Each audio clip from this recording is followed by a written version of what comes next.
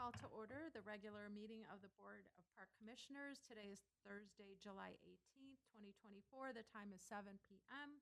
Please rise for the Pledge of Allegiance. I pledge allegiance to the flag of the United States of America and to the republic for which it stands, one nation, under God, indivisible, with liberty and justice for all. All right, may I have a roll call, please? Yes. Commissioner Bendy? Here. Commissioner Bowe? Here. Commissioner Leduc? Here. Commissioner Metza? Here. Commissioner Tunnel? Here. Commissioner Grau? Here. Is there any amendment, addition, or deletion to the current agenda? Seeing none, we will move on to public comment on non-agenda items. Seeing no public, we will move on to approval of the minutes. I move to approve the minutes from June 20, 2024, regular board meeting. Second.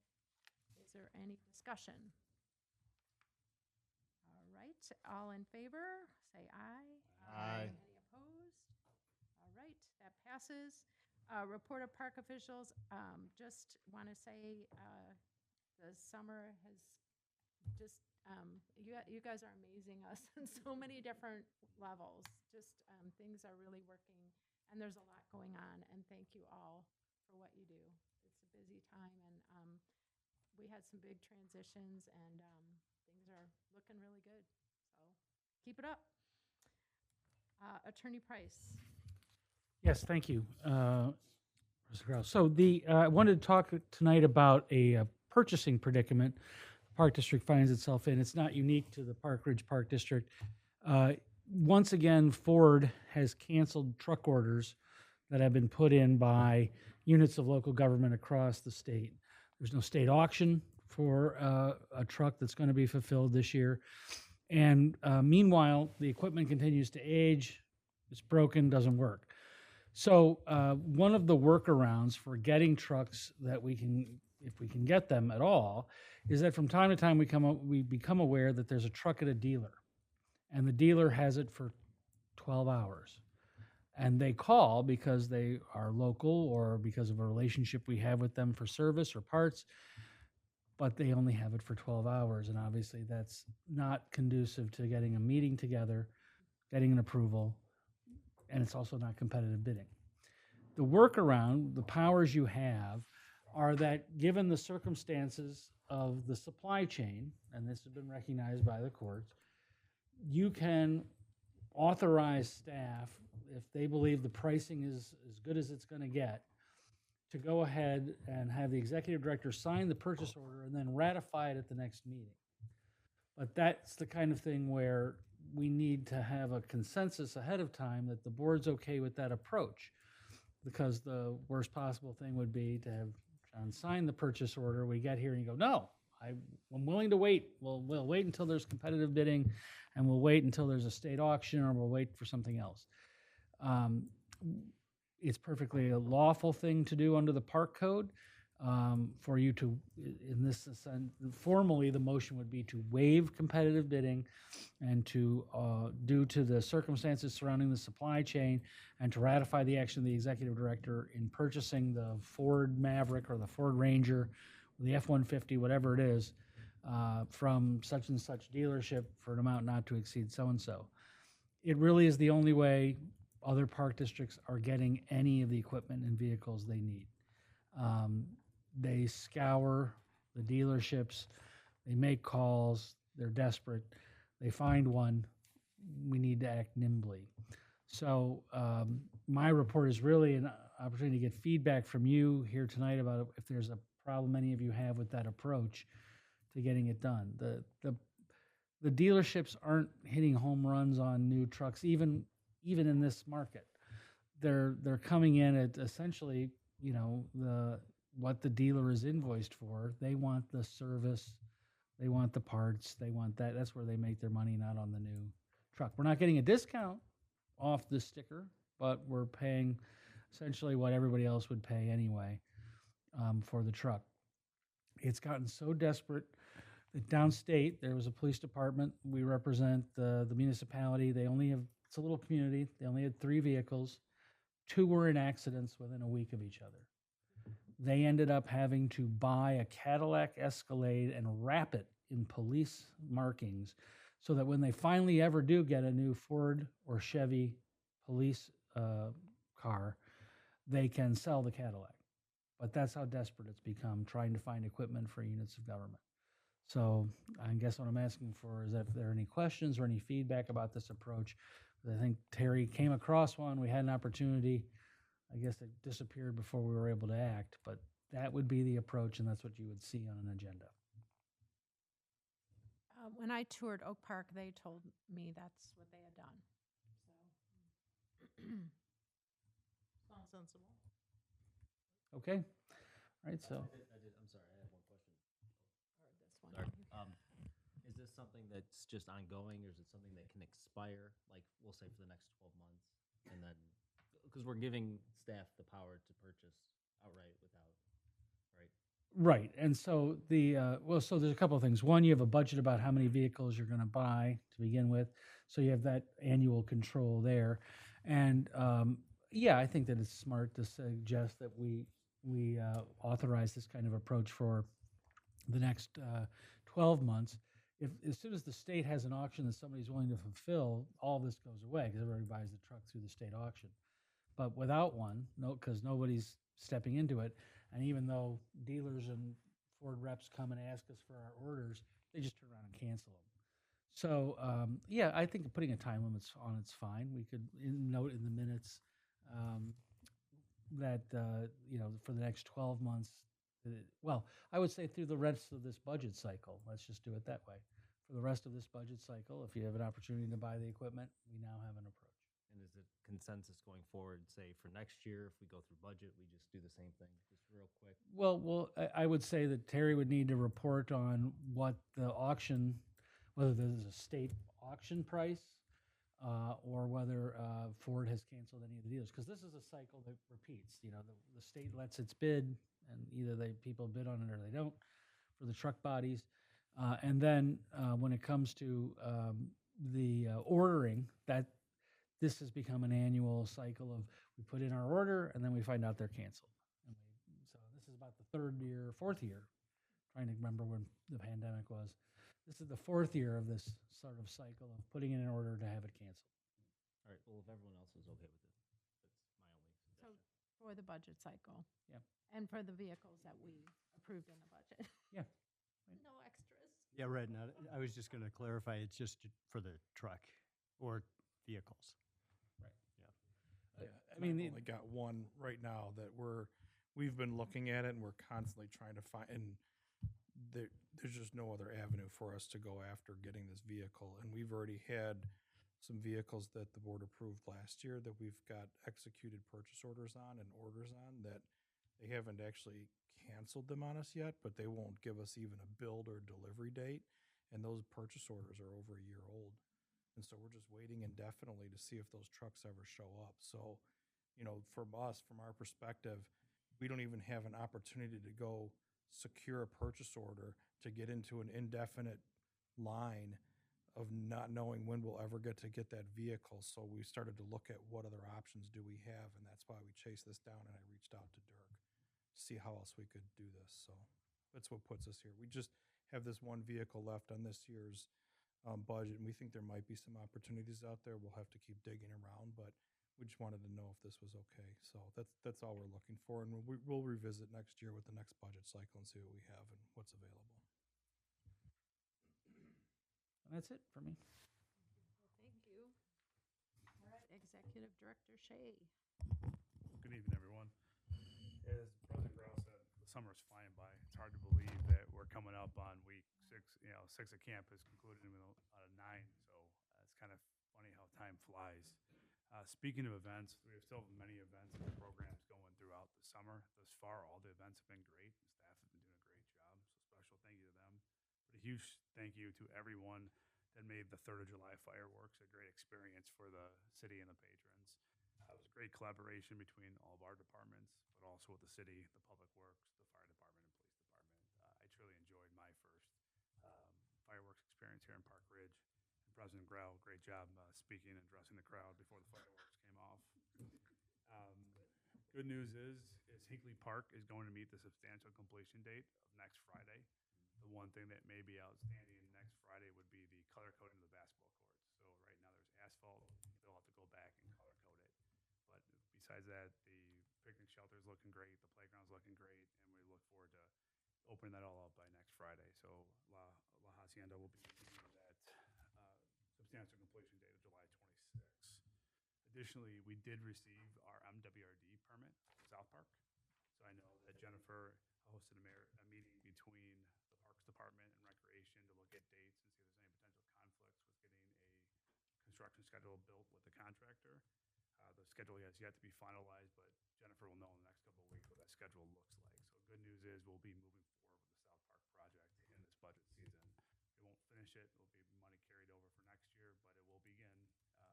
So you'll be seeing an update for South Park.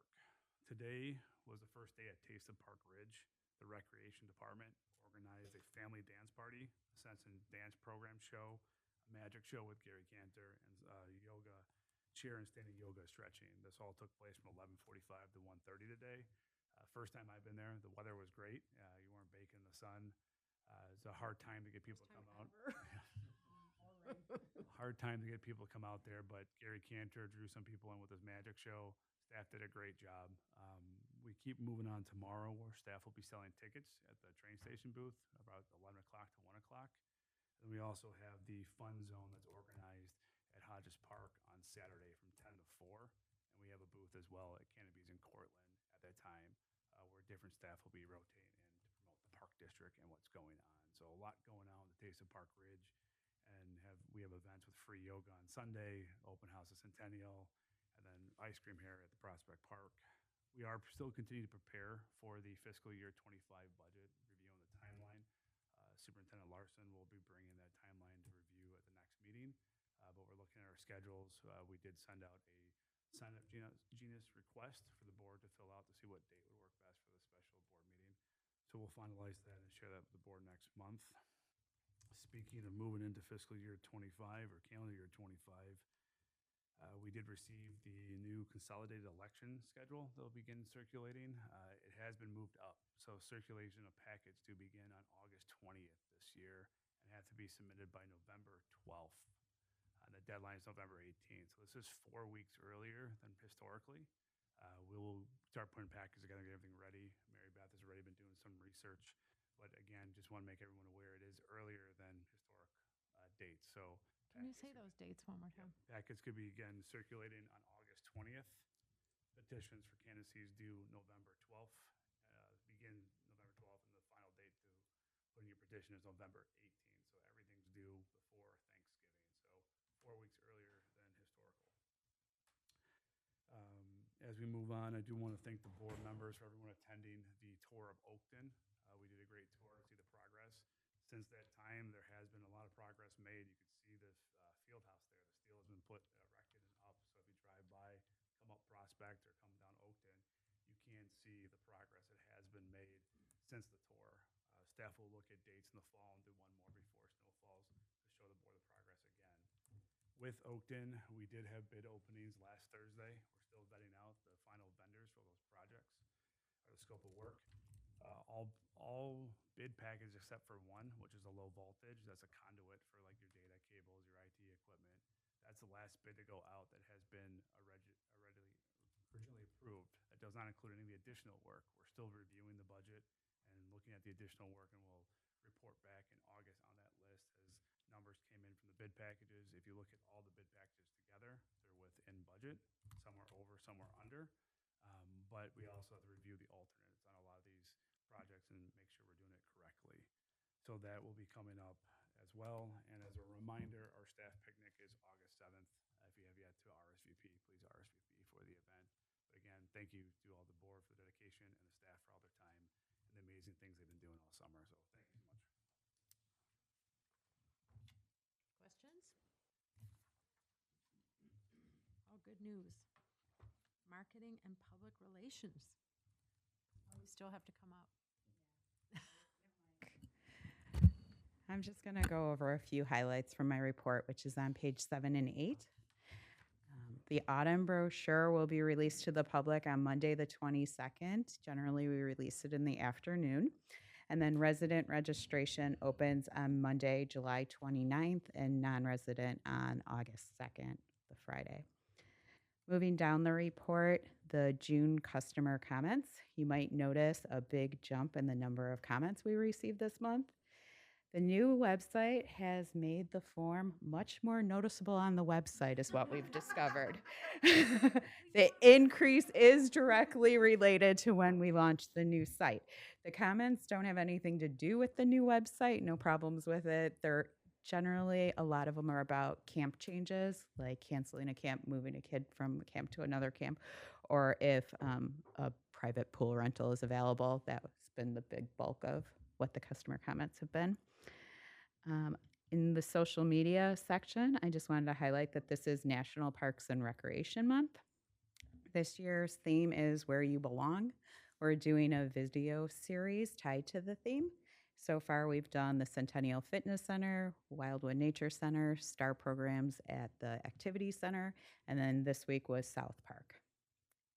You might also notice that in the social media section, I changed up the reporting for Facebook and Instagram. The management software automatically publishes these reports, so I thought I'd start using that instead of manually going through and looking through everything. I like that it shows the percentage compared to your average, which is something that would be much more time consuming for me to calculate. The biggest difference, though, is I usually only looked back 1 month, and this is looking back 3 months. So you're going to see some things pop up from spring, and that's because it's doing a 90-day look back. So I just wanted to point that out. And then to wrap up, I just wanted to say thank you to the Friends of the Parks. You might have noticed a familiar face selling raffle tickets at the June 21st concert, and the raffle netted $670. And I'd be happy to answer any questions. I think I'm at my quota for pictures in your report. Pictures in your report. Most of my pictures end up in the rec report, so there's only so many I put here. Oh, man. It's great seeing those stats on the social media. That's a very nice addition. Thank you. I like the new landing page on the website with the quick links. Okay. 'Cause it was always hard to find the group fitness, and so thank you, whoever made that all happen. I really appreciate that. You're welcome. Thank you. All right, human resources.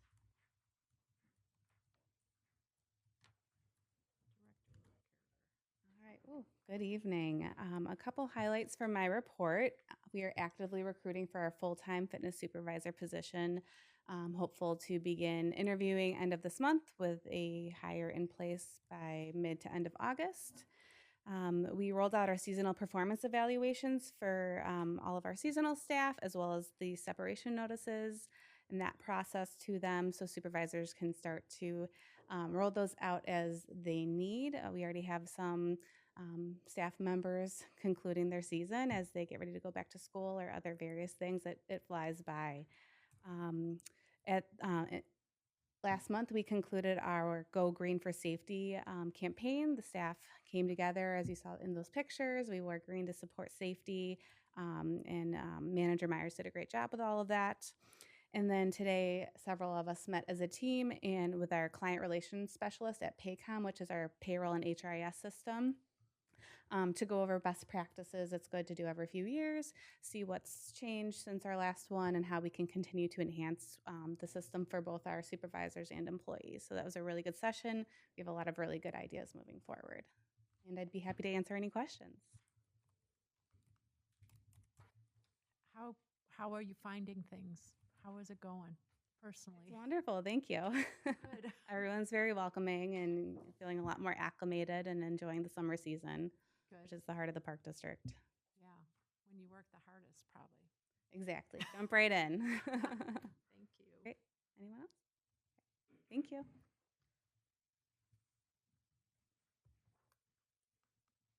All right, we'll move on to finance. Let me turn it over to Superintendent Larson. Get your report, please. Hi, good evening. My report starts on page 10. I only have just a few things I want to highlight. One is I made myself a little note by the third bullet points that said the Cook County second installment property tax bills were mailed on time and on the regular schedule. And yay. So I have a little note that says very exciting with an exclamation point. So we're happy that was on time. And other than that, we're just really getting rolling on budget. We had a great meeting with staff, kind of going through the initial draft timeline, what our expectations are for them. They could ask questions, and we went through how to budget in MSI. I've fielded a few questions from staff as they're getting started, and I'm sure there'll be more. So it's exciting to actually get started and launched. It's a fun time. I know it's really challenging. It's hard to fit it in, but it's really exciting to be planning for the next year. I think we're all looking forward to that. Other than that, I don't really have anything to highlight on my report unless anyone has any questions. Oh, I just had one. So is the operating fund surplus compared to what was budgeted due to the tax bills? Yes, so that's part of it. Yep.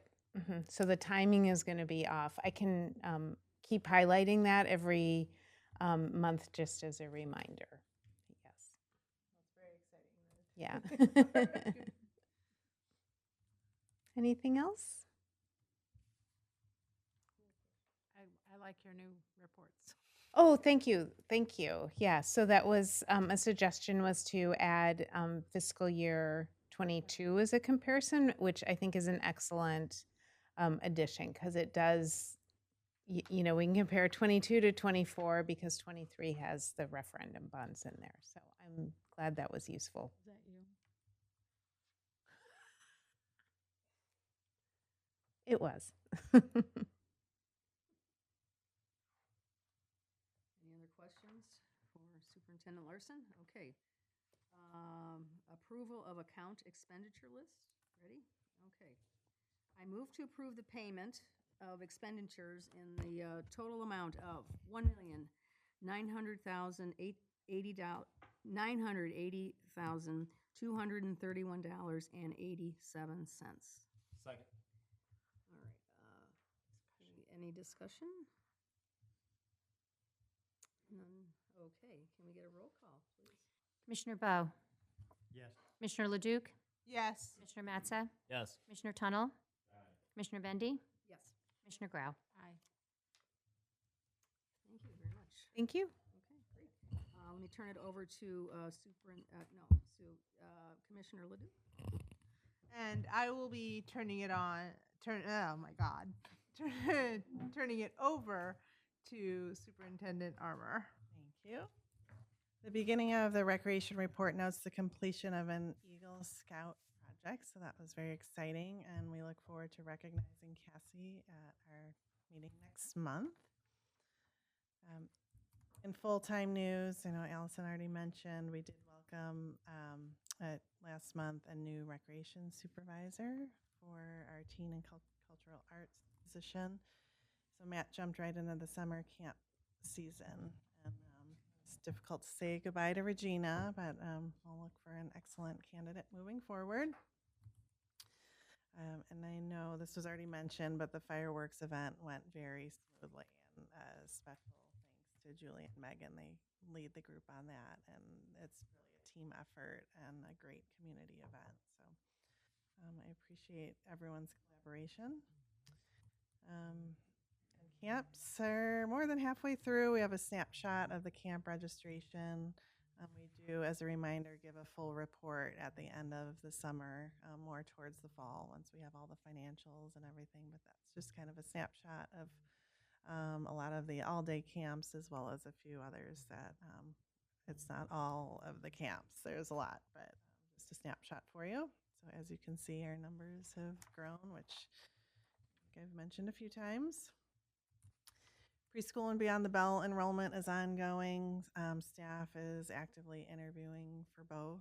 And, Beyond the Bell is, again, even bigger. I don't know how it can get any bigger, but it continues to.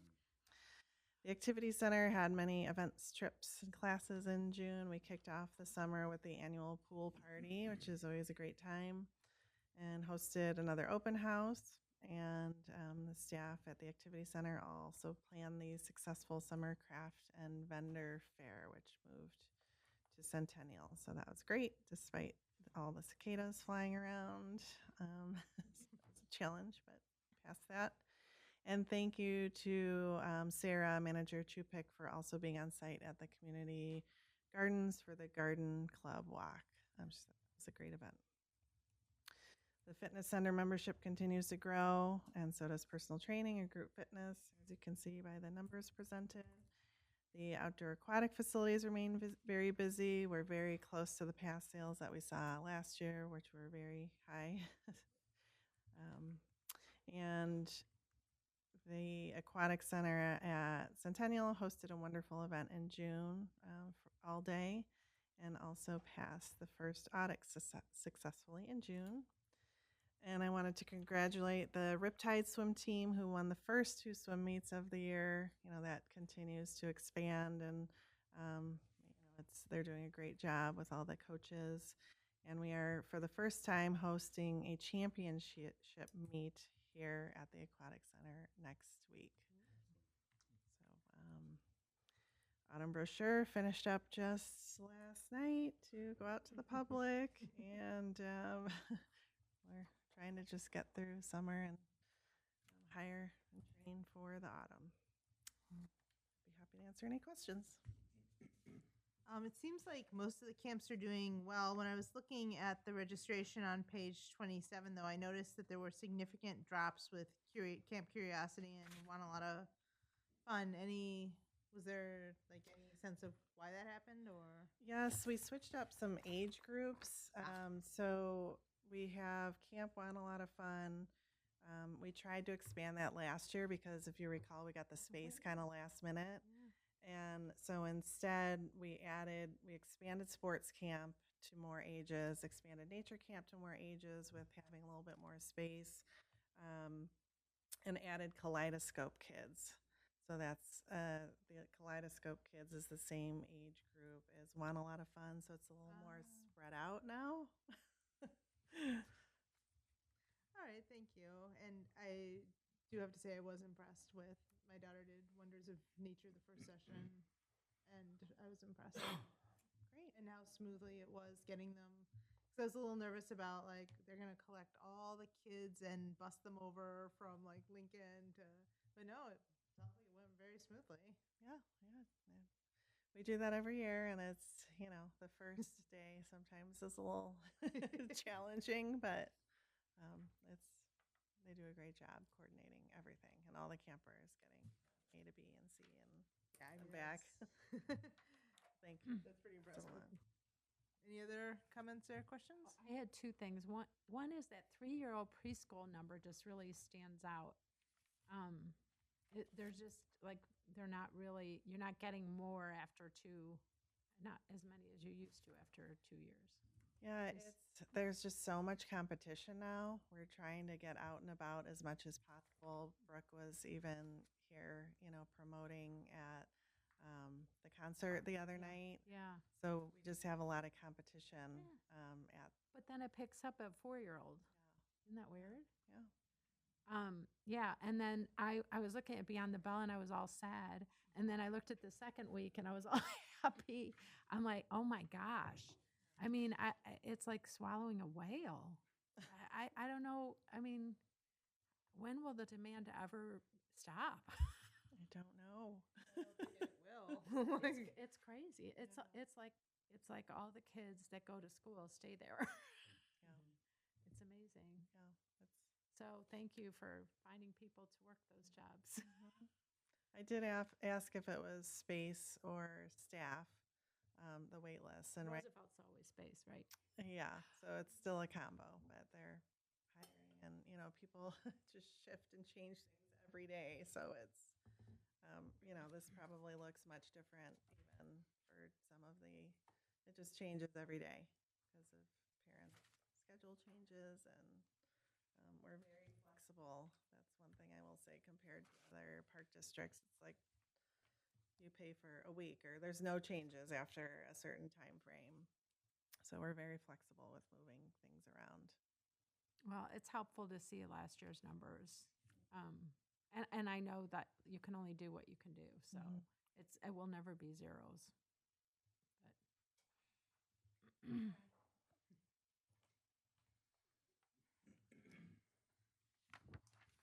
But Thank you. So if there's no other comments, I'll pass it on to Buildings and Grounds and Commissioner Bowe. All right, thank you. Before Commissioner Wolf gets a chance to give his, I'm sorry, Superintendent Wolf gets a chance to give his report, I just wanted to say thank you for the tour of the Oakton facility and to all the staff that were involved in preparing that. It really was great to see the progress that's being made over at Oakton, and that it's all of these details are being thought through so carefully. So again, thank you for the time and the opportunity to see the facility there. Sure, yeah. We'll have to set up another time in the future to see how it continues. So, speaking of Oakton, I know Executive Director Shea covered a lot of different areas of Oakton, but one item that I've been working more specifically with on my team and some of the team from White that we'll probably see a little bit more at the next meeting as a few other things come up, is some of the items that we talked about a while ago with relations to sustainability and solar. So we're reevaluating the solar. We just got some preliminary numbers. They're checking out some of the incentives, and we're seeing it's the time now where we're following through on some of those different things that we've done where we looked at the ComEd incentives. And so we're working through some of those items now. So I think that'll help provide a good insight for the board to see, because especially the ComEd one, where it kind of really identifies and lays out a lot of the different items and initiatives that we've taken, kind of in a systemic way that we've done to, work on the sustainability initiatives within the building itself there. So, so it's something that we've been working with, and we look forward to bringing to the board in the next meeting or two here. So, so we continue to work on those. Also continuing on sustainability, I do want to, bring your attention and talk about one bullet point item in my board report. As we've been doing with some of our projects and bids, Lauren's been working with various people across the district to try to identify different, opportunities where we can find sustainability. And sometimes that's a bid, sometimes that's a project or a program, or just all sorts of different areas. And so, we like to report on that because, Lauren can spend a lot of time, working on different things that, for one reason or another might not come through fruition. And so I don't want to give the false impression that some of these things are being implemented. So when we talk about, drafted alternate bid language for a concessionaires agreement, that doesn't mean that we're moving forward and removing polystyrene and we're moving forward with not having any plastic bottles. But what she's doing is working at language that might work into that agreement. But there's always, things that have to be, vetted with staff, the recreation team, with the, the vendors. And then we might put that out there and we might get zero responses, similar to what happened with the waste bid, where we put in an alternate bid and we had two bidders, and one of the bidders provided us with no number. So, and then at the end, we ended up taking a bid that didn't include any opportunity to do that. So for this food scrap recycling. So I just wanted to be clear that, we're just highlighting that, she continues to look for footholds and opportunities, but these don't mean that we're, implementing these features, but that or these opportunities, but we're looking for opportunities, and we continue to do that. But I'm reporting on the efforts and energy she's, putting forth, because it's a lot sometimes. And unfortunately, when you're, trying to take new strides and doing these new things, you can put forth a lot of effort and have very little to show for your work. So I'm just sharing that with the board. Can I ask about that? I had highlighted that with Mhm. like three exclamation points. It's plastic-free July, by the way. Yes. If anyone didn't know that. Isn't Harp and Fiddle our concession there? Concessionaire? Okay. Yep. And so we can talk to him about it without in a contract? I don't know the terms of that agreement. So I'm not 100% familiar with that, nor how that would work. But But I think the idea and what I'm promoting is that Lauren's working on language that she can share with Ethan and April to help them have those conversations, or even to sit in on those conversations, to have that discussion, to see what that would mean. So, for sure. Be sad if I said something to him. Well, we actually sat down today with Lauren just to talk through the language. And as a first step, Ethan and I are going to talk. Oh, because you do that bit every year, probably. We don't do it every year, but it's up this year. Oh, good. So we want to make sure we're not, it's not a lucrative business at Yes. our Oh, concession I stand. agree. I agree.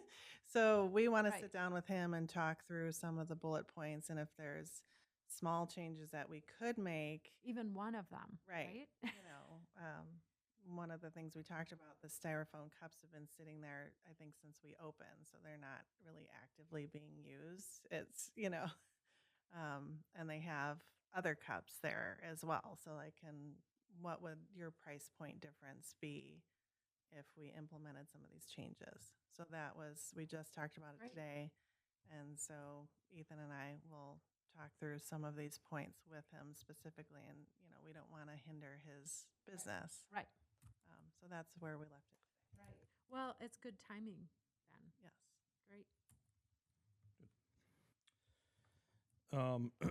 And then, just moving down and just kind of, looking at, obviously we had an increase in, vandalism related items. It's not too, strange for this time of year with fireworks vandalism.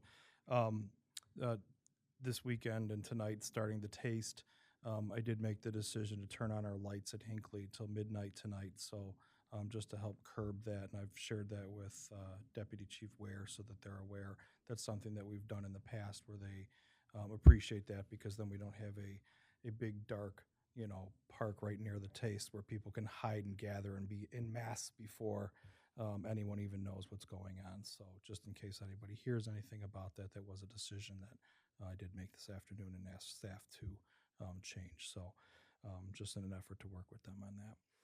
But I'd be happy to answer about anything in my board report or anything else that's been in the parks as of late. So those lights also include the tennis courts to light up? Tennis courts are still on a timer, so like those would be separate, but it will be the ball field lights. So, yep, those are on a separate system. So. I had a question about the bullet point regarding the EV charging stations at Oakton. So I understand that if we put some in, that wouldn't meet the grant application threshold, but is that something you're still looking at in terms of cost, even if we're Yes. not eligible? Yes, yeah, and we have in our alternate possible add-ons to the project that we brought previously and that we'll be bringing back to discuss further at the August meeting is a cost for, and it's a realistic dollar cost based on other recent projects that White has done. In fact, they just put in level 2 EV chargers at the one in the Nature Center in Glen Ellen. I'm losing my mind right now. Anyway, but yes, we've got dollars in there for that we're planning on looking at. So still considering it. Are there any smaller grants available? Or is that just kind of That's where we keep running into a wall. And so I have had Lauren track all those for me so that, and we recently reviewed some of those, and that's been, some of that, look at all this hard work for absolutely nothing at this point, unfortunately. But we have a very good list of all these grants that there are out there, but a lot of them are just, they're so big, or the timing for some of them we had to have them online by a certain date and they don't line up with the completion date of Oakton, or, so maybe something on those will come available, and we'll keep looking at that. Every single time I hear of one, or I hear, from someone and I pass it along, she's already heard of it. So she's definitely has her ear to the ground and she knows what's going on.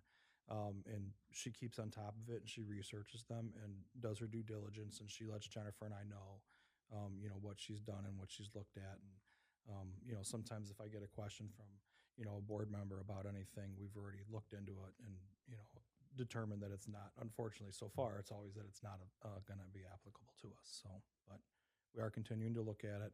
We do have 4 spaces marked out and allocated as EV.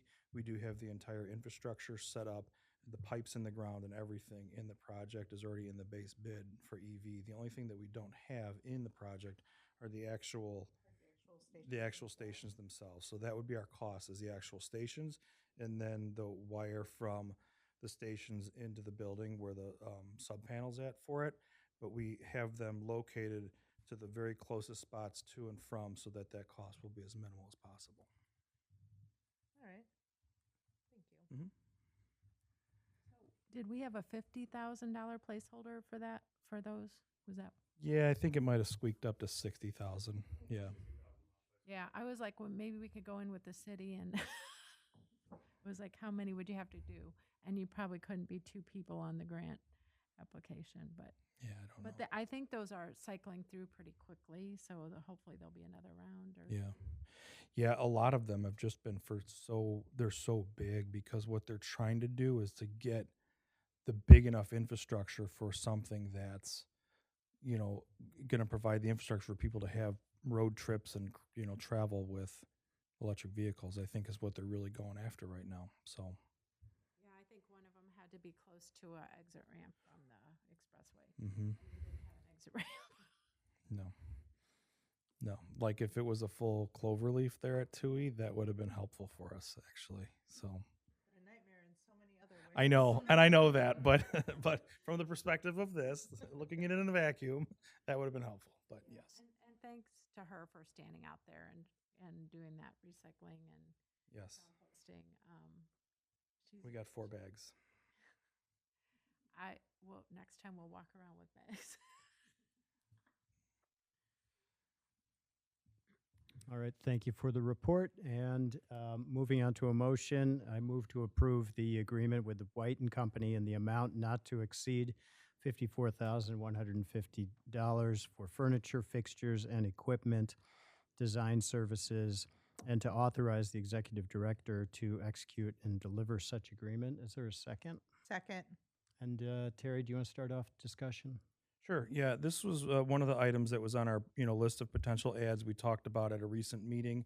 We had this proposal brought a while ago and discussed it internally, just as an idea to have a professional help us with working through all the furniture and everything for Oakton. It's a monumental task, and it's on top of everything else that we have going on, from managing the project to figuring out the operational budgets for the project to everything.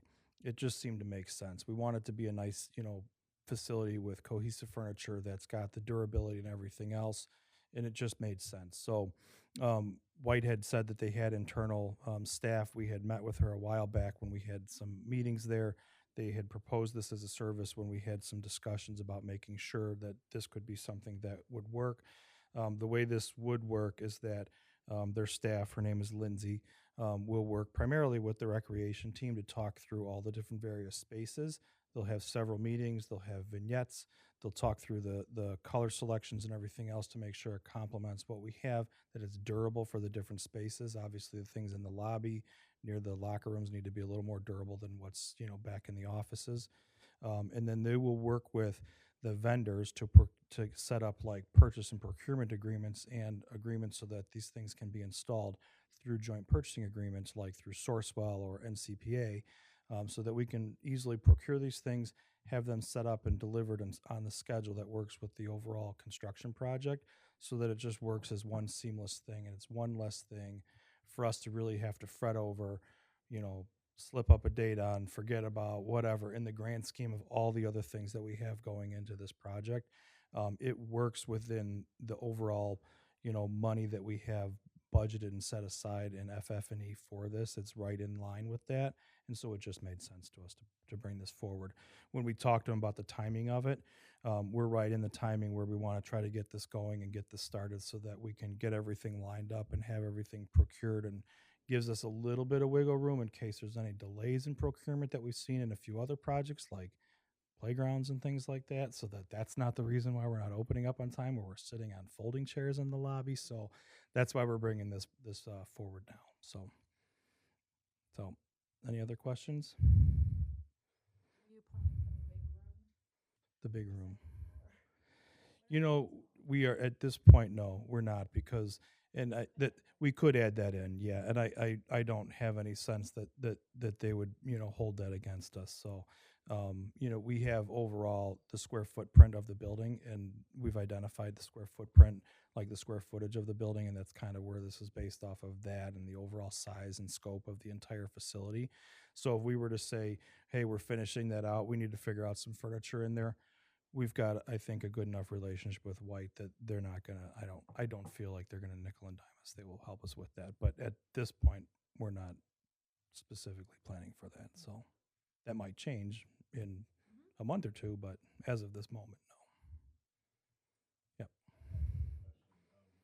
So it talks about the delivery of the furniture in one punch list. So help me understand, like, is this all being delivered at one time eventually, or is it like, this section will be delivered and it'll be one punch list for that, or do you wait till everything's in and then do the punch list? It'll depend.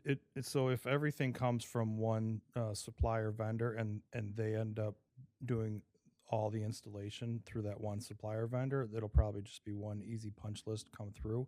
If there's multiple, there might have to be one punch list with each vendor and some sort of collaboration with that. But yeah, I think that's feasible. Yep. So there might be, I know at one point we were looking at some specific benches, and so I don't know if they're still feel like that's the one vendor for those one specific benches in this one location, or how that's going to ebb or flow when they're working with the rec team on this as they go forward. So it would be like a one-off, but I would guess most of the furniture will probably be coming from one vendor. Although, the exterior furniture would be a separate piece, but like they're going to take care of the stuff just outside the front entranceway so that has a nice, look that is complementary to the facade of the facility and the look of everything. So there might be two-ish punch lists, but one with each vendor. So From walking that footprint, I can't imagine all that furniture at one time. Like, one chance or. yeah, someone actually had to go through Commissioner O'Brien's offices to procure all the furniture that we're sitting at here in this facility, and I had to do all that myself, and I can tell you that was a lot of work. So I think this is worth every dime we could possibly pay for. So I have a question about, so rec staff will work with White to put together the whole place, right? Are they going to be doing conceptual designs or ideas and swatches? yeah. stuff like that? Yeah, and obviously they've already, when we've been looking at 3D views, and we've kind of have those walkthroughs, and those are all have kind of a look to them, and they have some placeholder furniture in there.